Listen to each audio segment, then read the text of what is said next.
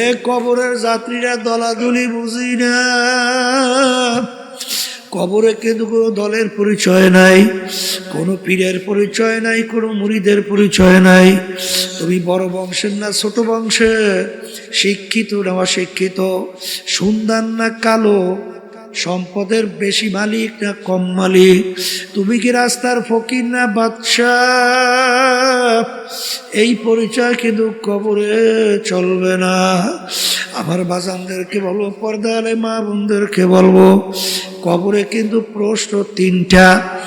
এক নম্বর প্রশ্ন মান রব্বুকা, দ্বিতীয় নম্বর প্রশ্ন আমার দিনুকা, তৃতীয় নম্বর প্রশ্ন আমার নাবিয়ুকা।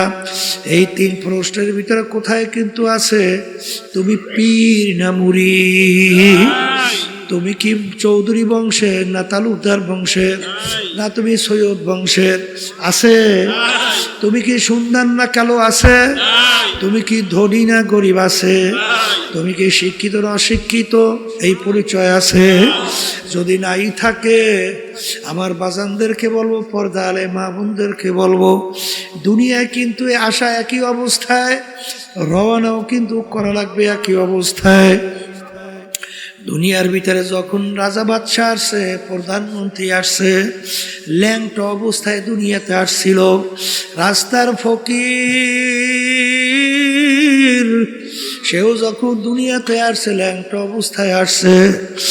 বাজান ভাগ্যের বিনিময়ে কেউ বা বাদশাহ, কেউ বা প্রধানমন্ত্রী, কেউ বা অমুক তমুক সমুক, আর বাজান কেউ বা রাস্তার ফকির। হে কবরের যাত্রীরা যখন কবরে রওনা করবে, বাদশাকেও কিন্তু কাপড় তিনটা দিয়েই প্যাঁচ দিবে, আর রাস্তার ফকির তাকেও কিন্তু কাপড় তিনটা দিয়েই প্যাঁচ দিবে। বাজান প্রশ্ন কবর কিন্তু একই রকমের হবে। বাদশার জন্য কবর 3.5 হাত, গরিবের জন্য কবর 3.5 হাত। ভাগ্যের বিনিময়ে দুনিয়া কেউ বাদশা, কেউ বা রাস্তার ফকির। হে দুনিয়া পাগল আমার বাবারা, বাজার কিয়ামতের ময়দান, অনেক বাদশা কিয়ামতের ময়দানে ফকির হইয়া উঠবে, আর অনেক ফকির আল্লাহর ফজল করমে বাদশাহ হইয়া উঠবে। বেলাল হাবশী রাদিয়াল্লাহু তাআলা আনহু দুনিয়ার ভিতরে গোলাম জাদা গোলাম, তার আব্বাও ছিল গোলাম, তিনিও ছিলেন গোলাম। ওদিকে বংশের দিক থেকে একেবারে নিচু, বাজান হাবশ বংশের লোক ছিল। চেহারার দিক থেকে কালো, যারা কালো মানুষ দেখছেন বাজান, হারে কালো তেমন ঢকপথ নাই। শিক্ষার দিক থেকে বকালাম, অর্থাৎ নিজের দস্তখত করতে জানতেন না। ওদিকে সম্পদ টাকার দিক থেকে নিচ্ছ, 1 পয়সারও মালিক ছিলেন না। কিন্তু কিয়ামতের ময়দান, আল্লাহর হাবিব যেই বাহনের উপরে বৈশা বেহেশতে ঢুকবেন, সেই বেহেশতের রশি ধরা থাকবে বেলাল হাবশী রাদিয়াল্লাহু তাআলা আনহু তার হাতে। আল্লাহর হাবিব যখন সবে মেরাজে গেলেন, বেহেশতের ভিতরে খরমের আওয়াজ পাওয়া যায়। আল্লাহর হাবিব জিজ্ঞাসা করে, ভাই জিবরাইল, বেহেশতের ভিতরে কিসের খরমের আওয়াজ? আল্লাহ জিবরাইল সাল্লাল্লাহু আলাইহি ওয়াসাল্লাম বলে, আল্লাহর রাসূল, আপনার বেলালের খরমের আওয়াজ শোনা যায়। আগে আর আসমে আজা রূহে বেলালি না রহি, ফলসফা তো রহ গয়া হ্যায় লেকিন তালকিন গজ্জালি না রহি। এ কবরের যাত্রীরা, এ পর্দার আড়ালের মা বোনেরা, কোন দুনিয়ার পিছনে পড়লাম, কোন ক্ষমতার পিছনে পড়লাম, কোন সম্পদের পিছনে পড়লাম? বাজান একটু চিন্তা করো, চক্ষু বন্ধ করো, একটু মুরাকাবা করো, দেখবা সব ফাঁকি আর ফাঁকি। এই গোলাপ ফুল গাছের মধ্যে কাটা ভরা না? কাটা কাটা ভরা না? আচ্ছা, গোলাপ ফুল গাছের কাছে কেউ যাইতে চায়? কিন্তু ওর এত এই আদর, ওর এত যত্ন, কারণ কি? ওই কাঁটাযুক্ত গাছ থেকে এমন এক ফুল বের করে, যেই ফুলের জন্য সব পাগল, যার ঘেরানে সব মুগ্ধ। হুজুর বলতেছেন, বাবা ফজলুল করিম, আমরা হলাম গোলাপ ফুল গাছ, আমাদের ভিতর থেকে তোমার মতো ফজলুল করিম একটা গোলাপ ফুল বের করতে পারছি, তাই তোমাদের কারণে আমাদের সম্মান। তা তোমাকে আমরা সম্মান আদর করবো না কেন? কি বুঝলে? ওস্তাদ ছাত্রের উপরে কেমন খুশি, কেমন খুশি। হ্যাঁ, দাদা রহমাতুল্লাহি আলাইহি বয়ানে শুনছি, বলতেছিলেন একদিন বয়ানের মধ্যে, আমি ক্যাসেটে শুনছি যে মেয়ারা, তখন দাদা ওই লোকজনকে বলতে মেয়ারা, মেয়ারা শোনেন, আমি আপনার তাম দুনিয়ার মানুষের জন্য যত দোয়া করি, আমার ফজলাল করিম, আব্বাজানকে বলতেন ফজলাল করিম, আমার ফজলাল করিমের জন্য আমি তার চেয়ে বেশি দোয়া করি। বাপ সন্তানের উপরে কি আসতে কয়? খুশি ওস্তাদ, বাপ, পাড়াপড়শি, তাইলে আল্লাহর রহমত ওইভাবে আসবে। কথা ঠিক কিনা? এই জন্য বেয়াদব মাহরুম গাস্তাজ ফজলে রব, যে নাকি বেয়াদব হয় আল্লাহর রহমত থেকে বঞ্চিত হয়। কথা ঠিক কিনা? শোনেন, তাদের আদব ছিল কেমনে, কেমন? এই আবু বকর সিদ্দিক রাদিয়াল্লাহু তাআলা আনহুর কথা বলতেছিলাম, কেমনে কথা মানে শোনেন। কি আল্লাহ রাসূল সাল্লাল্লাহু আলাইহি ওয়াসাল্লাম বলতেছেন, আবু বকর তুমি প্রস্তুত থাকিও, হিজরতের হুকুম আসতে পারে। কিসের হুকুম? প্রায় 6 মাস আগে বলছে। কয় মাস? 6 মাস। যখন হিজরতের হুকুম হয়েছে, গভীর রাত, আল্লাহ রাসূল সাল্লাল্লাহু আলাইহি ওয়াসাল্লাম আবু বকর সিদ্দিক রাদিয়াল্লাহু তাআলা আনহু তার ঘরের দরজায় যাইয়া একটু টোকা দিয়ে বলতেছেন, আবু বকর। কি ডাকতেছে? বলার সঙ্গে সঙ্গে ভিতর থেকে দরজা টাস করে খুলে দিয়েছে। মুহূর্তও দেরি না, মুহূর্ত। আল্লাহ রাসূল সাল্লাল্লাহু আলাইহি ওয়াসাল্লাম বলেন, আবু বকর তুমি এত তাড়াতাড়ি দরজা কিভাবে খুললা? তখন আবু বকর সিদ্দিক রাদিয়াল্লাহু তাআলা আনহু বলেন, হে আল্লাহর রাসূল, আপনি যেদিন বলছেন আবু বকর তুমি প্রস্তুত থাকিও, হিজরতের হুকুম আসতে পারে, হে আল্লাহর রাসূল, সেদিন থেকে আমি রাত্রে বিছানায় পিঠ লাগাই আর ঘুমাই না। কারণ সরদারে দোজাহান আমার বাড়ি দরজায় আসবে, আর আমি যদি ঘুমাইয়া থাকি তাহলে আল্লাহর হাবিব দাঁড়াই থেকে কষ্ট করবে, তাহলে আমি কিভাবে তার কষ্ট সহ্য করব? এই জন্যে আমি সারা রাত্র ঘুমাই নাই, এমনকি আমি ঘরের দরজার খিলও আটকাই নেই। কেন? আল্লাহ রাসূল সাল্লাল্লাহু আলাইহি ওয়াসাল্লাম যখন ডাক দেবেন আবু বকর, তখন আমি খিল খুইলা দরজা খুলতে দেরি হবে, এই জন্য দেরি না হয়, আল্লাহ রাসূলের কষ্ট হবে, এই জন্য আমি পিছনে ঠেক লাগাই দাঁড়াই বেশি, কখন এসে ডাক দেবে দরজা খুলে দেব। এর নাম হইল আদব। আর সেইভাবে তো আল্লাহ বরকত দান করছে। কথা ঠিক কিনা? কথা ঠিক কিনা? এই জন্য আমার ভাইদেরকে বলবো, পর্দা আলে মা বোনরা যারা শুনতেছেন, আগের যুগে তো আলহামদুলিল্লাহ 100 মানুষই যখন সহি তরিকায় এই আল্লাহর খাস বান্দাদের সংস্পর্শে গেছে, 100 জন মানুষ কামিয়ে হয়েছে। কারণ তাদের আদব ছিল এরকম, যা বলতো তাই মানত। কথা ঠিক না বেটি? কিন্তু বর্তমানে এক শ্রেণীর চালাক, শব্দটা কি? তাই চালাক হইলে ওই আল্লাহর রহমত থেকে বঞ্চিত হয়। ঠিক কিনা? এই জন্য আমার বাজানদেরকে বলবো, একটু পরীক্ষা করে দেখেন, যারা সহিহ তরিকার সাথে হক্কানি আলেমদের সঙ্গে, সাদিকিন বন্দাদের সঙ্গে সম্পর্ক রাখে, দিন আর দিন তাদের নেক আমল বাড়ে না? আমি কি ভুল বলছি নাকি? না ঠিক বলছি? ঠিক বলছি? আলহামদুলিল্লাহ। তাহলে নেক আমল বাড়ে, গুনার থেকে ফেরতে পারে না? আসতে কয় পারে কি পারে না? পারে। তাহলে এখানে দেখেন, সাদিকিন বন্দাদের সংস্পর্শে যাওয়ার কারণে নেক আমল বাড়ে, আপনারাই বলছে। এই তারপর গুনার থেকে ফেরা যায়, চোখে কি পানি আসে? আসতে কয়। হ্যাঁ, আচ্ছা, যাদের এই সাদিকিন বন্দাদের সংস্পর্শে যায় না, ওদের চোখে পানি দেখেন? মুঠো দেখেন, একটু হাত উঠে খালি কান্দে, আল্লাহর কাছে মাপ চাই, দেখছে? চোখে পানি তো আসে না।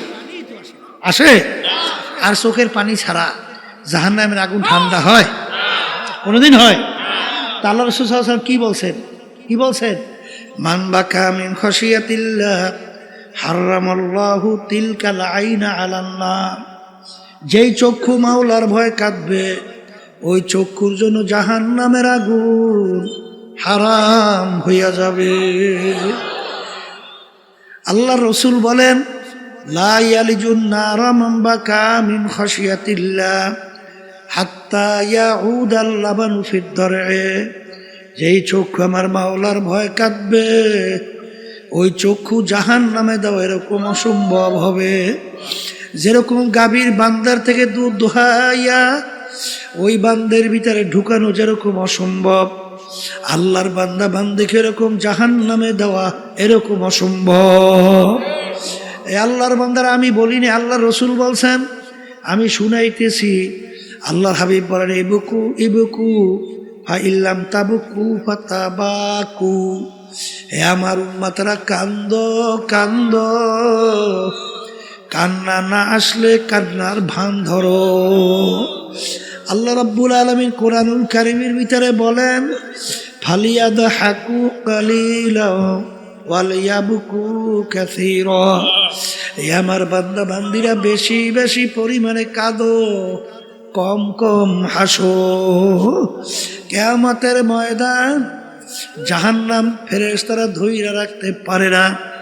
আল্লাহ নবী সাল্লাল্লাহু আলাইহি ওয়াসাল্লাম সিজদায় পড়ে কান্দে, হে আমার মালিক,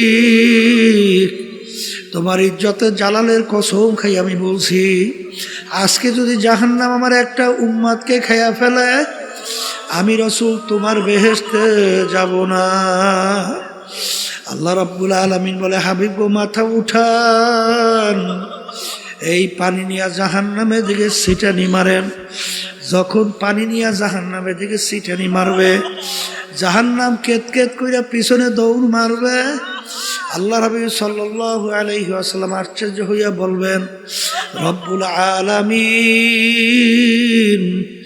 এত ফেরেশতা জাহান্নামকে ধইরা রাখতে পারে না, এ কোন কুদরতি পানি, যেই পানি দেওয়ার সঙ্গে সঙ্গে জাহান্নাম কেত কেত করে পিছনের দিকে দৌড় মারলো। আল্লাহ রাব্বুল আলামিন বলে হাবিব গো এ কোনো কুদরতি পানি না, এ হলো আমার বান্দা বান্দি আপনার উম্মতেরা দুনিয়া থাকা অবস্থায় যারা এই জাহান্নামের ভয়,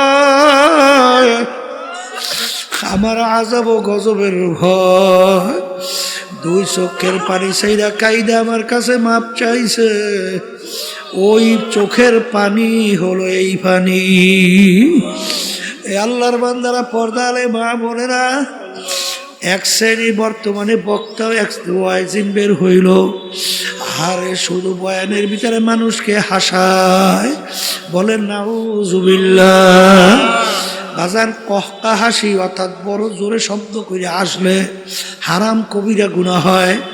আল্লাহ নবী সাল্লাল্লাহু আলাইহি ওয়াসাল্লাম তার জীবনে একবারও জোরে উল্লেখ কইরা শব্দ কইরা কহকা হাসি জীবনে একবারও হাসেন নাই। তিনি বেশি সময় মিসকি হাসতেন, অনেক সময় একটু বেশি হাসলে বহে সামনে দুই একটা দাঁতের মাথা দেখা যাইতো। কারণ কি আল্লাহর হাবিবের ইতিহাস পড়লে দেখবেন আল্লাহ হাবিব সাল্লাল্লাহু আলাইহি ওয়াসাল্লাম অনেক সময় এমনভাবে কাঁদতেন কান্নাহু তল্লুন, মনে হয় যেন হালকা বৃষ্টি পড়তেছে। আর আলী রাদিয়াল্লাহু তাআলা আনহু আমার মাওলার ভয়, মাওলার আযাব গজবের ভয়, মালিকের জাহান্নামের ভয়, কাঁদতে কাঁদতে গালের ভিতরে দাগ পড়ে গেছিল। লোকেরা বলে আমির দাগে ঔষধ লাগান ভালো হবে। হাল তিনি বলেন আমার সাথীরা কিয়ামতের ময়দানে মালিক যখন জিজ্ঞাসা করবে ওমর কি আমল আমার কাছে নিয়ে আসছো, বলবো মালিক তোমার ভয়, তোমার জাহান্নামের ভয়। কাঁদতে কাঁদতে কালে দাগ পরাইয়া নিয়ে আসছি। এ কবরের যাত্রীরা যেই মামলার তদবির নাই তার কিন্তু খালাস নাই। বাজান দুনিয়ার কেসের ভিতরে পড়লে সেখানে যদি তদবির না করেন কেসে ভালো ফলাফল পাওয়ার আশা করা যায় না। হে কবরের যাত্রীরা, তোমার আমার সামনে আখিরাতের 5টা মামলা দাঁড় হইয়া আছে। একটা মৌতের মামলা, কবরের মামলা, মিজান পুলসিরাতের মামলা, কিয়ামতের ময়দানের মামলা। এই মামলায় যদি তদবির না করো দুনিয়া থাকো অবস্থায়, ওই মামলায় শুধু ভালো ফলাফলের আশা করা যায় না। বাজান আমার মৌত কি ঈমান সহকারে হবে না কোন অবস্থায় হবে, এই চিন্তা যারা করবে এবং মৌত ঈমান সহকারে হওয়ার জন্য যারা চেষ্টা করবে, আল্লাহর ফজলও করবে, তাদের ঈমান সহকারী মৌত হবে। বাজার এরকম শত শত হাজার হাজার ঘটনা বাজার বাংলাদেশের মধ্যেও আছে। হারে মৌতের পূর্ব মুহূর্তে তাদের জবান থেকে কালিমা বের হইতে আছে। আল্লাহ আমার জন্য আমাদের সবার জন্য কবুল করে না। হাদিসের ভিতরে আসছে, মান ক্বালা লা ইলাহা ইল্লাল্লাহ ফাদাখালাল জান্নাহ। অন্য হাদিসের ভিতরে হাক্কান, যে কালিমার হক আদায় করতে পারবে এবং সেই অনুযায়ী কালিমা পাঠ করবে সে বেহেশতের ভিতরে ঢুকবে। এ কবরের যাত্রীরা দলাদলি বুঝি না। কবরে কিন্তু কোনো দলের পরিচয় নাই, কোনো পীরের পরিচয় নাই, কোনো মুরিদের পরিচয় নাই। তুমি বড় বংশের না ছোট বংশের, শিক্ষিত না অশিক্ষিত, সুন্দর না কালো, সম্পদের বেশি মালিক না কম মালিক, তুমি কি রাস্তার ফকির না বাদশাহ, এই পরিচয় কিন্তু কবরে চলবে না। আমার বাজানদেরকে বলবো, পর্দালে মা বোনদেরকে বলবো, কবরে কিন্তু প্রশ্ন 3টা। 1 নম্বর প্রশ্ন মান রব্বুকা, 2য় নম্বর প্রশ্ন আমার দীনুকা, 3য় নম্বর প্রশ্ন আমার নাবিয়ুকা। এই 3 প্রশ্নের ভিতরে কোথায় কিন্তু আছে তুমি পীর না মুরিদ, তুমি কি চৌধুরী বংশের না তালুকদার বংশের, না তুমি সৈয়দ বংশের, আছে? তুমি কি সুন্দর না কালো, আছে? তুমি কি ধনী না গরিব, আছে? তুমি কি শিক্ষিত না অশিক্ষিত, এই পরিচয় আছে? যদি নাই থাকে আমার বাজানদেরকে বলবো, পর্দা আলে মা বোনদেরকে বলবো, দুনিয়ায় কিন্তু আসা একই অবস্থায়, রওনাও কিন্তু করা লাগবে একই অবস্থায়। দুনিয়ার ভিতরে যখন রাজা বাদশাহ আসছে, প্রধানমন্ত্রী আসছে, ল্যাংটা অবস্থায় দুনিয়াতে আসছিল। রাস্তার ফকির সেও যখন দুনিয়াতে আসছে ল্যাংটা অবস্থায় আসছে। বাজার ভাগ্যের বিনিময়ে কেউ বা বাদশাহ, কেউ বা প্রধানমন্ত্রী, কেউ বা অমুক তমুক সমুক, আর বাজান কেউ বা রাস্তার ফকির। হে কবরের যাত্রীরা যখন কবরে রওনা করবে, বাদশাকেও কিন্তু কাপড় 3টা দিয়েই প্যাঁচ দিবে, আর রাস্তার ফকির তাকেও কিন্তু কাপড় 3টা দিয়েই প্যাঁচ দিবে। বাজান প্রশ্ন কবর কিন্তু একই রকমের হবে। বাদশার জন্য কবর 3.5 হাত, গরিবের জন্য কবর 3.5 হাত। ভাগ্যের বিনিময়ে দুনিয়া কেউ বাদশা, কেউ বা রাস্তার ফকির। হে দুনিয়া পাগল আমার বাবারা, বাজার কিয়ামতের ময়দান, অনেক বাদশা কিয়ামতের ময়দানে ফকির হইয়া উঠবে, আর অনেক ফকির আল্লাহর ফজল করমে বাদশাহ হইয়া উঠবে। বেলালে হাবশী রাদিয়াল্লাহু তাআলা আনহু দুনিয়ার ভিতরে গোলাম জাদা গোলাম, তার আব্বাও ছিল গোলাম, তিনিও ছিলেন গোলাম। ওদিকে বংশের দিক থেকে একেবারে নিচু, বাজান হাবশ বংশের লোক ছিল। চেহারার দিক থেকে কালো, যারা কালো মানুষ দেখছেন বাজান, হারে কালো তেমন ঢকপথ নাই। শিক্ষার দিক থেকে বকালাম, অর্থাৎ নিজের দস্তখত করতে জানতেন না। ওদিকে সম্পদ টাকার দিক থেকে নিচ্ছ, 1 পয়সারও মালিক ছিলেন না। কিন্তু কিয়ামতের ময়দান, আল্লাহর হাবিব যেই বাহনের উপরে বৈশা বেহেশতে ঢুকবেন, সেই বেহেশতের রশি ধরা থাকবে বেলাল হাবশী রাদিয়াল্লাহু তাআলা আনহু তার হাতে।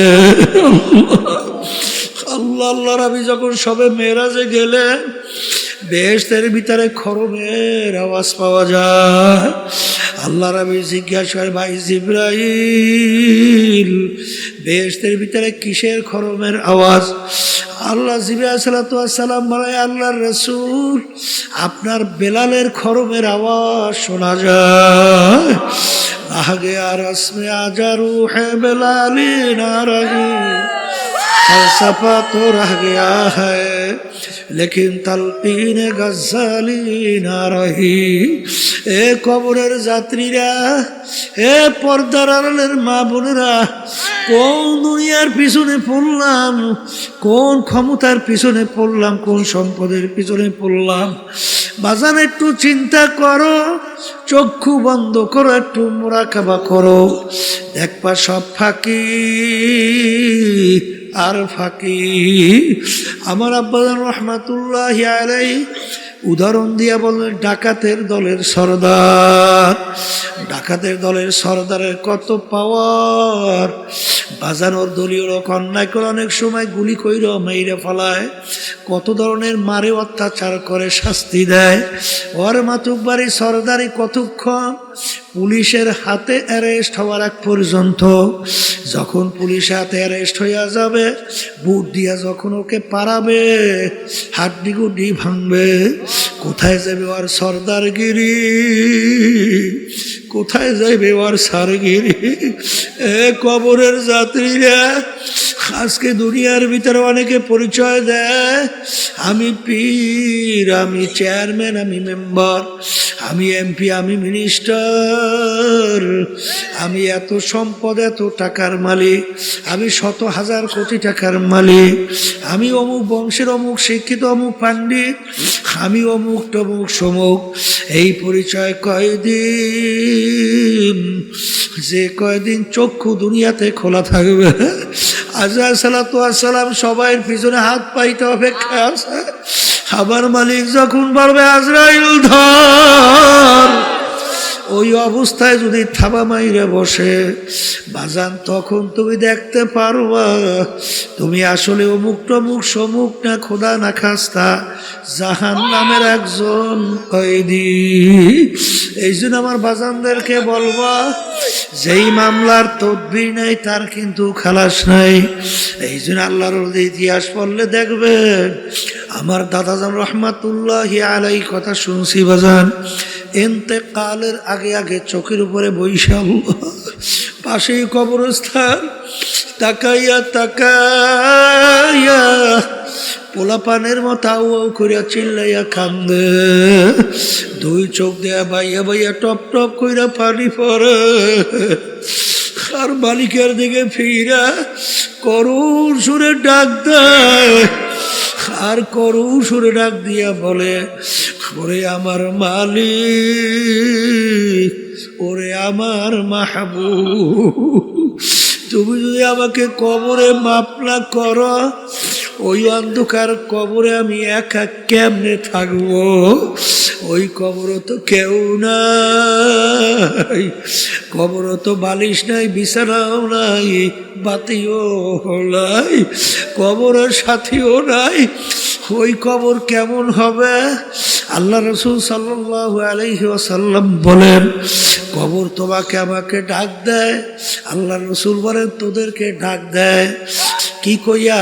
আব্দুল করিম, হে রেজাউল করিম, হে রহিমা খাতুন, আনা বাইতুল ওয়াহদা, আনা বাইতুল জুলমা, আনা বাইতুল জুর, আমি একাকির ঘর, ওই কবরের ভিতরে একা কেমনে থাকবা?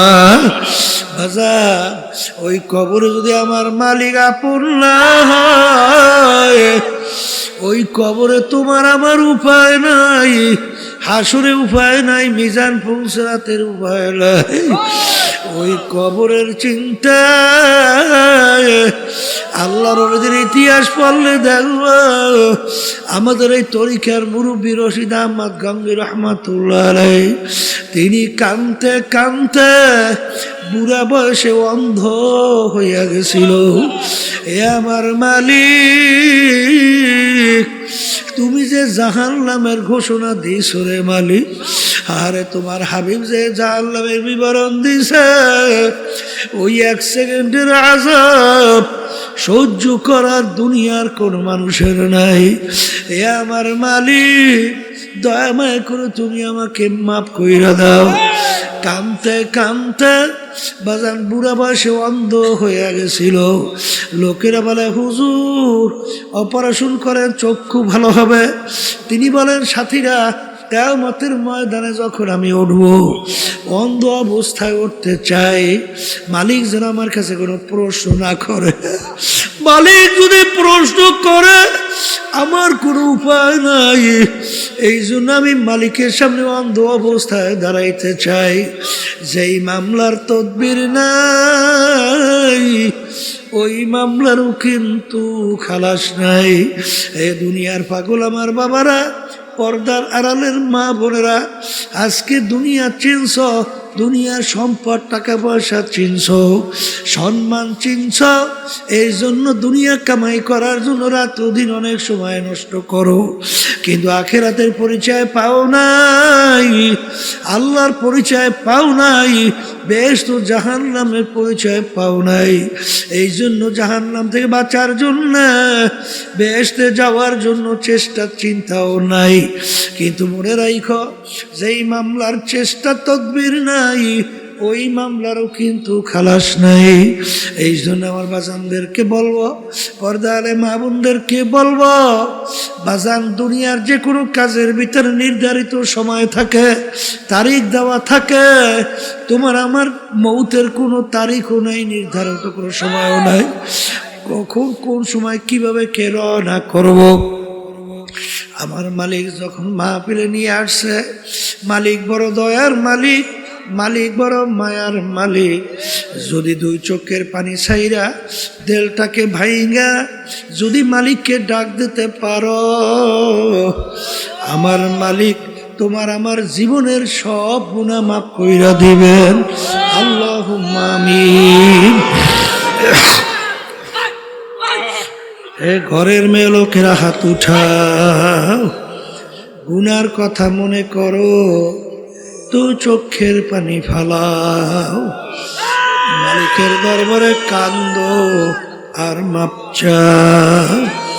যদি কান্না না আসে, মনকে বুঝাও, ওরে মন, একদিনে ঘরের দরজা দিয়া নতুন বউ হইয়া উঠছিল রে মন। কত মেয়ে লোকে শরবত খাওয়াইলো, কত মেয়ে লোকে বাতাস করলো, আবার এমন একটা দিন আসবে, এই ঘরের দরজা দিয়া মরা লাশ হইয়া বের হবা। ছেলে কানবে মামা করে, মেয়ে কানবে মামা করে, জবাব তো আর দিবানা। এ আল্লাহ, আপনি একটু মাঠের দিকে চাইয়া দেখেন, আপনার বান্দারা কিভাবে কান্দে। মালিক আমাদের ছেলেও মরে নাই, মেয়েও মরে নাই, গুনাহ করে বসছি রে, মাফ করে দেন গো মাওলা, মাফ করে দা। এ আল্লাহর বান্দারা জোর করিয়া কান্দেন, জোর করিয়া কান্দেন। সন্তান মারা গেলে চোখে পানি আসে, সন্তান নষ্ট হয়ে গেলে চোখের ভিতরে পানি আসে। তোমার আমার গুনার কারণে যে জাহান্নামের আগুন জ্বলছে, ওই জাহান্নামের আগুন চোখের পানি ছাড়া ঠান্ডা হবে না। এ আল্লাহ, যাদের উসিলায় মাহফিল হইল, চেষ্টা খাটনি সাহায্য করলো, আমরা যারা মাহফিলে উপস্থিত হইয়া গেলাম, আমাদের সবার উপরে খাস মেহেরবানি নাযিল করেন আল্লাহ। হে আল্লাহ, আল্লাহ, আল্লাহ, বিশেষ করে আমাদের আম্মা আব্বা দাদা দাদু নানা নানু আত্মীয় স্বজন, আমাদের অনেকের স্ত্রীরা, অনেকের স্বামীরা, অনেকের ছেলে সন্তানেরা অন্ধকার কবরে শুয়ে রয়েছে। আল্লাহ দয়া মায়া করে তাদের কবরকে বেহেশতের বাগান বানাইয়া দেন আল্লাহ। তামাম দুনিয়ায় যত মুমিন মুমিনা তারা কবরে শুয়ে রয়েছে, সবার কবরকে বেহেশতের বাগান বানান আল্লাহ। এই মাদ্রাসাকে সহিভাবে কিয়ামত পর্যন্ত কবুল করে নেন, প্রয়োজনকে গায়েবে খাজানা দ্বারা পুরা করে দেন। সুবহান রাব্বিকা রাব্বিল ইজ্জাতি আম্মা ইয়াসিফুন ওয়া সালামুন আলাল মুরসালিন আলহামদুলিল্লাহি রাব্বিল আলামিন।